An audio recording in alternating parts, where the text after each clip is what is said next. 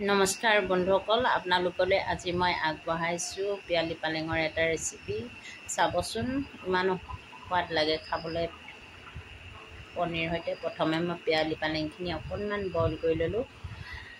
ৰচুন, আদা, জলকীয়া এইবিলাকো ভালদৰে কাটি ল'লোঁ।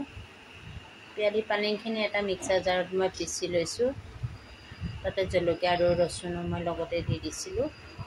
পনীৰখিনি ভালদৰে মই ফ্ৰাই কৰি লৈছিলোঁ। প্ৰথমে কেৰাহীত তেল গৰম হোৱাৰ পিছত পিঁয়াজ দি তাতে পিচি থোৱা পিয়ালি পালেঙৰ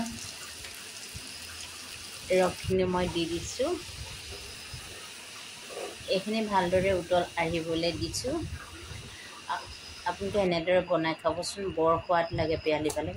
আৰু মোৰ চেনেলটো লাইক, শ্বেয়াৰ, ছাবস্ক্ৰাইব কৰিব দেই। উতল অহাৰ পিছত মই পনীৰখিনি দি দিলোঁ।